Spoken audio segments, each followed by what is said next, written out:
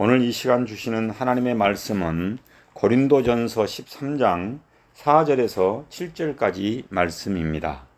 신약 성경 278면, 279면에 저희 성경에는 나와 있습니다. 이 계시된 하나님의 말씀을 봉독하는 중 주님의 음성을 듣는 복된 시간이 되시길 빕니다.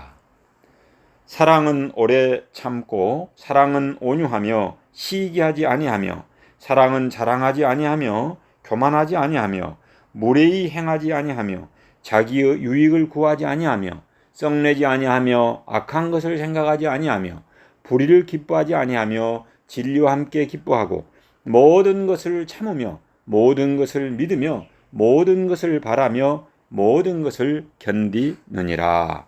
아멘. 네, 반갑습니다. 서로 이렇게 인사 한번 하겠습니다. 성숙한 사랑으로 친절을 베풀며 삽시다. 성숙한 사랑으로 친절을 베풀며 삽시다. 사랑합니다. 축복합니다. 사랑합니다. 축복합니다. 네, 어느새 이 온종합병원에서 아내가 입원한 지 오늘까지 하면은 8월 4일 날 입원을 했으니까 49일이 되었습니다. 이 온종합병원 4인실에서 있었던 일입니다. 식사 때가 되면은 한 분은 국을 갖다가 주고 또 어떤 분은 또 밥을 반을 덜어 가지고 저 먹으라고 또 갖다가 주고 또 반찬을 갖다가 주고 이래서 참 부족함이 없습니다. 냉장고는 안에 서랍이 4개로 돼 있어 갖고 각자 자기 칸에만 이렇게 물건을 넣어놓고 진짜 소박하고 검소한 생활 속에서도 풍족을 느끼며 생활하고 있습니다. 또 어떤 분은 저녁에 제가 아내를 돌보고 있으니까 자기 그 보조 침대를 주어서 저는 더블 침대 속에서 이렇게 자면서 간병을 해오고 있습니다. 그런데 어느 날 옆에 있는 분은 이제 밤마다 이제 보조 침대에서 이렇게 자면서 아내를 간병하고 이렇게 해오다가 아내를 위해서 최선을 다하고 있는 그런 모습을 볼 수 있었습니다. 그런데 남편은 아내를 보고 아내 입에서 냄새가 나니까 그 냄새 나는 이유가 입에 이렇게 충치가 먹었다 할지 잇몸이 이렇게 염증이 있으면 냄새가 나기도 하고 또 속에 위가 좋지 않아서 냄새가 나기도 하고 그런다고 합니다. 그런데 남편은 아내를 보고 냄새가 나니까 그냥 짜증을 낸 목소리로 저리 가라고 말을 했습니다. 그러니까 아내는 화가 나서 참으로 함께 살기 힘드네라고 말하고 말았습니다. 그리고 나니까 좋은 분위기가 갑자기 어림장 같은 분위기가 되어버렸습니다. 이 내용을 가정법으로 아름다운 스토리로 한번 제가 전개해 보았습니다. 만일 아내가 그때 남편을 보고 이렇게 말했더라면 어땠을까요? 여보, 잇몸이 안 좋은지 위가 안 좋아졌는지 잘 모르겠지만은 입에서 냄새가 나게 해서 미안하오 라고 만일 그렇게 이야기했더라면 남편은 이렇게 말했을 것 같습니다. 사랑하는 여보, 내가 잘 대접을 못해서 그렇게 된 것 같소. 빨리 나와서 이제는 함께 맛있는 것도 먹고 남은 삶은 냄새 없이 건강하게 살아갑시다 라고 말입니다. 이 얼마나 아름답게 구성한 스토리입니까? 그런데 아내는 남편의 이 퉁명스러운 말일지라도 성숙한 답변, 성숙한 사랑을 하지 못했습니다.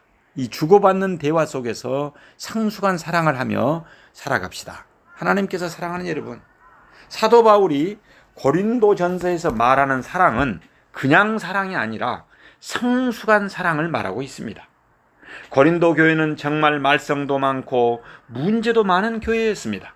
사도 바울은 은사도 많이 받고 지혜도 풍성하며 참 신령한 교회라고 할 수 있는 고린도 교회에 이러한 문제들이 생긴 까닭을 한마디로 이렇게 진단하고 있습니다.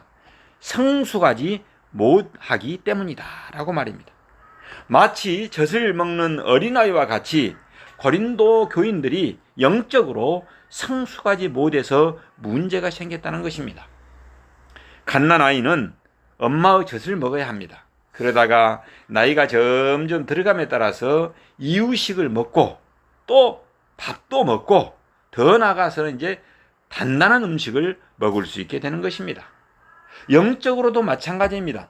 처음 교회에 나와서 신앙생활을 시작한 새 가족은 영적으로 마치 갓난 아이와 같은 상태이기 때문에 모든 성숙한 성도님들이 잘 돌보고 도와주고 섬겨줘야만 합니다. 영적으로 잘 먹여줘야 한다는 말입니다. 기도와 말씀으로 먹여줘야 합니다. 건강하게 성장해서 홀로 서기 할 때까지 말입니다. 그러나 세월이 지나서 이제 성숙하고 나면은 다른 사람의 섬김을 받고 대접만 받는 것이 아니라 남을 섬기고 대접하고 돕는 성숙한 성도가 되어야 한다는 것입니다. 그런데 하나님의 은혜를 받고 교회에 다닌 지도 오래된 사람이 여전히 성숙하지 못해서 갓난아이처럼 행동한다면 어찌 되겠습니까? 성숙하지 않는 성도들 사이에서 나타나는 현상이 무엇입니까? 자기 주장만 앞세웁니다. 대접만을 받으려 하고 섬김만을 받으려 하고 자기 주장을 앞세우며 고집을 부리는 것입니다. 다른 사람을 이해하고 폭넓게 품어주지 못하고 자기만 잘나고 저만 옳다고 주장하는 것입니다. 이런 미숙한 성도들이 교회에 많으면 그 교회는 항상 분쟁과 다툼이 일어나고 문제가 생기는 법입니다. 바로 이것이 고린도 교회의 문제와 그 원인이었습니다. 고린도 교회는 방언을 비롯한 은사가 충만하고 성도들에게 지식이 넘쳐났습니다. 겉으로도 훌륭한 성도도 많았고 영적으로 신령한 은사까지 넘쳐 흐르는 그런 교회였습니다. 그런데 파당을 지어서 서로 자기네 파가 최고라고 싸우는가 하면은 누구의 은사가 더 높은지를 목소리 높여서 따지며 다투고 분쟁했습니다. 왜 그랬을까요? 성숙하지 못했기 때문입니다. 그렇게 본다면은 은사가 충만하다고 해서 반드시 성숙한 성도라고 볼 수 있는 것은 아닙니다. 또 성경 지식을 많이 알아야만 하겠지만은 많이 안다고 똑똑하다고 해서 성숙한 성도가 되는 것도 아닙니다. 그렇다면은 어떠한 성도가 가장 진짜로 성숙한 성도님입니까? 사도 바울은 이렇게 대답합니다. 진짜 성숙한 성도는 사랑을 가진 성도입니다. 그냥 사랑이 아닙니다. 성숙한 사랑을 가진 성도를 말하고 있습니다. 그래서 사도 바울은 오늘 본문에서 성숙한 사랑의 특성을 하나하나 구체적으로 설명하고 있습니다. 고린도 교회 성도님들의 현 주소는 어땠습니까? 여러분 4절에서 7절까지 말씀을 제가 다시 한번 봉독하도록 하겠습니다. 함께 읽겠습니다. 시작. 사랑은 오래 참고 사랑은 온유하며 시기하지 아니하며 사랑은 자랑하지 아니하며 교만하지 아니하며 무례히 행하지 아니하며 자기의 유익을 구하지 아니하며 썩내지 아니하며 악한 것을 생각하지 아니하며 불의를 기뻐하지 아니하며 진리와 함께 기뻐하고 모든 것을 참으며 모든 것을 믿으며 모든 것을 바라며 모든 것을 견디느니라. 여기에는 성숙한 사랑의 특징이 모두 몇 가지가 나옵니까? 이거 세보니까 무려 15가지가 나오고 있습니다. 15가지. 여러분, 그런데 이 모든 특징을 가만히 살펴보면은 유난히 많이 나오는 말이 있다는 것을 발견하게 됩니다. 그것이 바로 뭡니까? 아니하며 8번이나 나옵니다. 사랑은 아니하며라는 말이 왜 이렇게 많을까요? 답은 분명합니다. 고린도 교회 성도님들이 여기에 나오는 말씀과는 정반대로 살았기 때문입니다. 고린도 교회 성도님들이 여기에 나오는 사랑의 특성과는 정반대의 신앙생활을 했다는 증거인 것입니다. 그래서 당시 고린도 교회 성도님들의 모습을 살펴보려면 이 말씀을 반대로 읽으면 됩니다. 반대로 한번 제가 읽어보겠습니다. 고린도 교회 성도님들은 오래 참지 못하고 온유하지 못하고 시기하고 자랑하고 교만하고 무례히 행하고 자기 유익을 구하고 썩내고 악한 것을 생각하고 불의를 기뻐하고 진리와 함께 기뻐하지 않고 모든 것을 참지 못하며 모든 것을 믿지 않고 모든 것을 바라지 않고 모든 것을 견디지 못했다. 여러분 놀랍지 않습니까? 이것이 바로 당시 고린도 교회 성도님들의 현 주소였다는 말입니다. 고린도 교회 성도님들은 이 사실을 부인하고 싶었겠지만은 엄연한 사실이었습니다. 바로 이 이유 때문에 고린도 교회는 늘 문제가 끊이지 않고 분쟁이 일어나고 시끄러웠던 것입니다. 사도 바울은 고린도 교회의 설립자요 영적인 아버지입니다. 그래서 이 사실을 아주 정확하게 지적하고 있습니다. 너무나도 마음이 아팠을 것입니다. 본인들의 치부와 문제가 적나라하게 드러나니 얼마나 아프고 수치스러웠겠습니까? 그 모든 것을 인정하고 싶지 않았을 것입니다. 그러나 바울은 의사가 병명을 정확히 진단하듯이 지금 고린도 교회의 문제와 단점을 정확하게 말씀하고 있습니다. 왜 그렇습니까? 사랑하기 때문입니다. 사랑하기 때문입니다. 그리고 그 병이 속히 치유되기를 바라기 때문입니다. 의사는 병의 원인을 정확하게 알아야지만이 그 병을 치료할 수 있습니다. 이번에 아내에게 찾아들었던 이 폐혈증도 주치의가 그 원인을 알았기 때문에 치료할 수 있었습니다. 병원에서 옮겼다는 사실을 부인하기 위해서 그 사실을 숨기면 결코 고칠 수 없습니다. 그렇게 되면 결국은 환자의 생명이 위독한 상황에 직면하게 되는 것입니다. 병원에 병 고치러 갔다가 또 다른 병을 얻어서 위기에 처하게 되는 것입니다. 그러니 부끄럽고 마음이 아파도 사도 바울은 고린도 교회의 심각한 현실을 정확히 진단하면서 그들에게 필요한 치료법을 제시한 것입니다. 그것이 바로 무엇입니까? 사랑입니다. 성숙한 사랑만이 교회의 문제를 해결할 수 있는 유일한 치료법이라는 것입니다. 거의 2000년 가까운 세월이 흐르는 지금의 우리도 사도 바울의 정확한 진단과 그가 제시한 사랑이라는 처방을 통해서 큰 교훈을 얻을 수 있게 되기를 주님의 이름으로 축원합니다. 여러분, 성숙한 사랑의 첫 번째 특징을 바울은 뭐라고 이야기합니까? 오래 참음이라고 말하고 있습니다. 4절에서 성숙한 사랑의 첫 번째 특성을 지금 밝히고 있습니다. 오래 참음. 성숙한 사랑의 첫 번째 특성은 오래 참는 것입니다.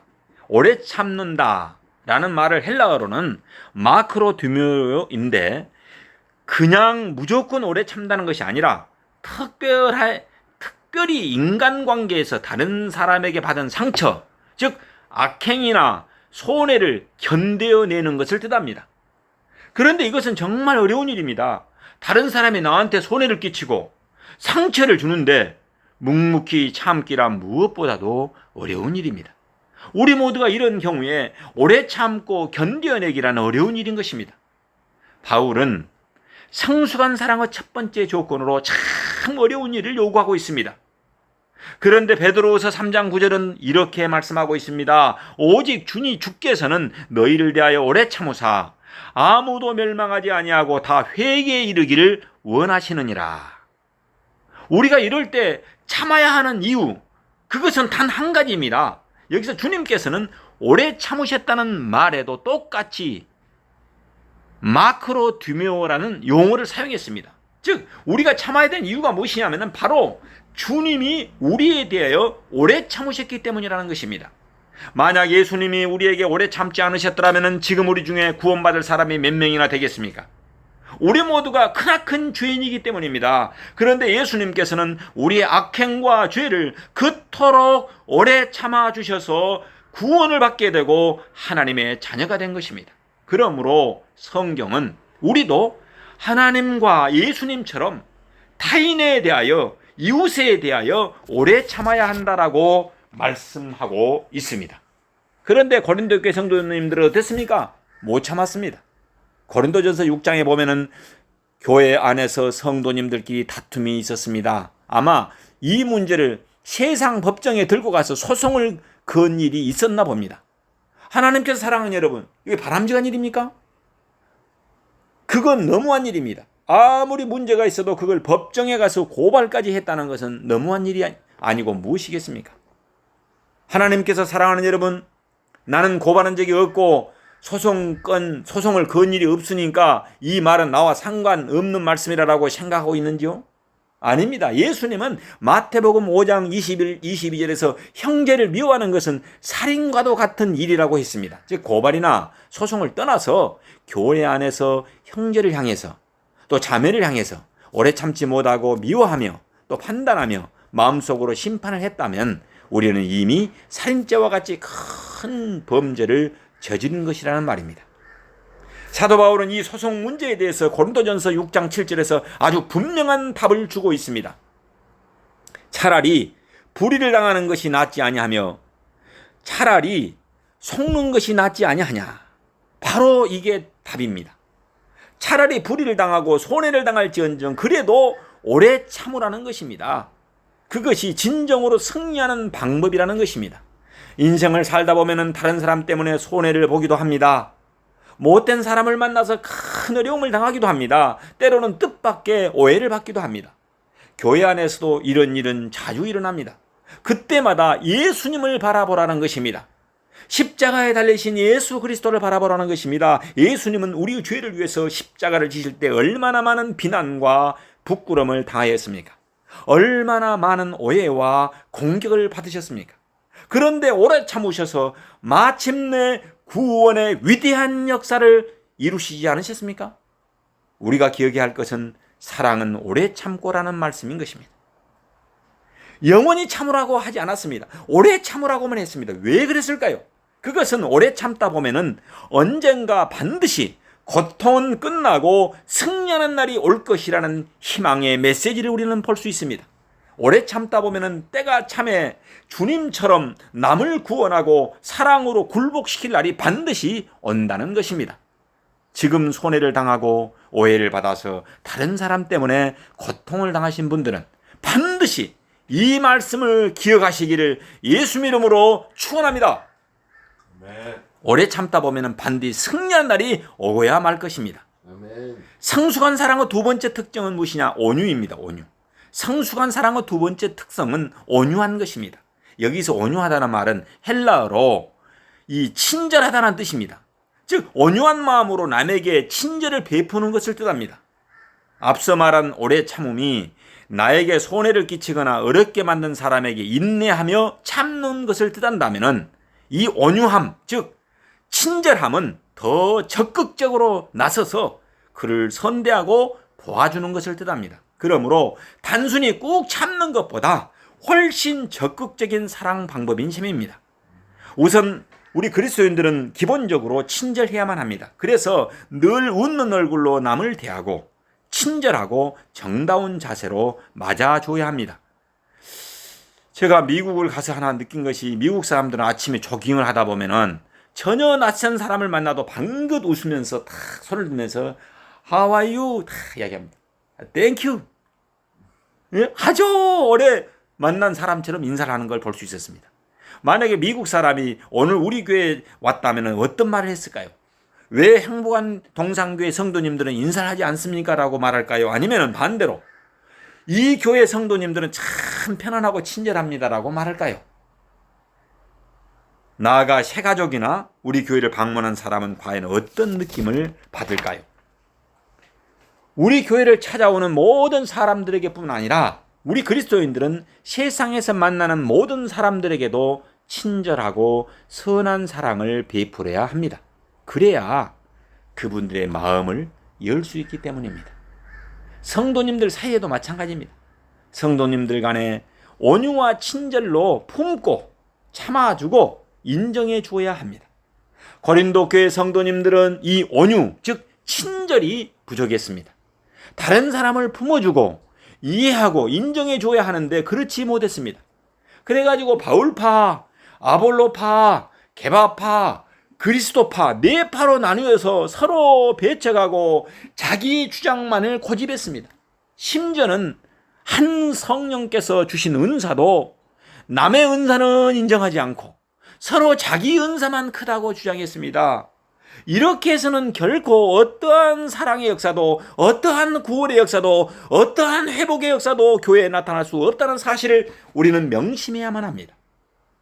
그런데 오늘 본문에서 말씀하는 온유, 즉 친절은 이 정도의 수준이 아니라 한 걸음 더 나아가서 나에게 해를 끼치고 나를 괴롭게 하는 사람에게조차 친절을 베풀라는 적극적인 의미인 것입니다. 즉 온유, 즉 친절은 결코 소극적인 자세가 아닙니다. 이것은 대적자까지도 굴복시키는 위대한 사랑의 힘입니다. 온유, 즉 친절의 이 반대말은 그건 무엇일까요? 복수나 대적이라고 말할 수 있습니다. 이에는 이, 눈에는 눈의 방식인 것입니다. 나를 공격하면 2배, 3배로 되갚아 주어야 상대방이 앞으로 나를 함부로 대하지 못할 것이라는 생각 때문에 그렇습니다. 그런데 하나님께서 사랑하는 여러분, 이런 자세가 강한 것 같아도 결코 사람을 변화시킬 수 없음을 기억하시길 바랍니다. 오늘 우리가 이형 보형의 사고방식을 가지고 얘는 이, 눈에는 눈의 처세로 대하다 보면은 관계는 더욱더 악화되게 되는 것입니다. 우리의 가정이, 우리의 교회가, 우리 사회가 이런 세상의 논리를 믿기에 점점 싸늘해지고 삭막해지고 어두워지게 되는 것입니다. 강한 바람이 나그네의 외투를 벗기는 것이 아니라 따뜻한 햇살이, 따뜻한 햇볕이 나그네의 두터운 외투를 벗기는 것입니다. 강한 대응과 대적이 아니라 따뜻하고 온유한 마음이, 친절한 자세가, 사랑의 힘이 다른 사람의 마음을 녹이고 변화시킬 수 있다는 사실을 늘 기억합시다. 우리 모두 이 위대한 사랑의 힘을 알고 내가 만나는 모든 사람에게 온유, 즉 친절을 베풀므로써 원수까지도 굴복시키고 변화시키는 위대한 하나님의 백성들이 되시길 예수 이름으로 축원합니다. 아멘. 기도하겠습니다. 사랑의 주님, 감사와 존귀와 영광을 주님께 올려드립니다. 고린도 교회 성도님들처럼 미숙한 성도에 머무르지 않게 하옵소서. 예수님의 사랑을 본받아서 성숙한 사랑으로 사도 바울처럼 사랑하며 따뜻한 마음, 온유한 마음으로 친절을 베풀며 살게 하옵소서. 그동안 오래 참지 못했습니다. 온유하지 못했습니다. 시기하였고 자랑하였고 교만하였습니다.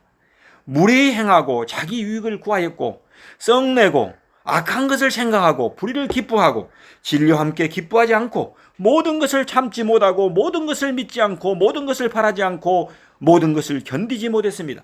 이 모든 것을 통해 자복하며 회개하오니 예수님의 보혈로 흰 눈처럼 용서하여 주옵소서. 그래서 이제 이후로는 물과 성령으로 거듭나서 성숙한 사랑으로 적극적으로 온유한 마음으로 이웃에게 친절을 베풀며 사랑을 실천함으로 위대한 구원의 역사, 위대한 사랑의 역사를 써내려가게 하옵소서. 온 인류의 구주가 되시는 예수 그리스도의 이름 받들어 기도 올려옵나이다. 아멘.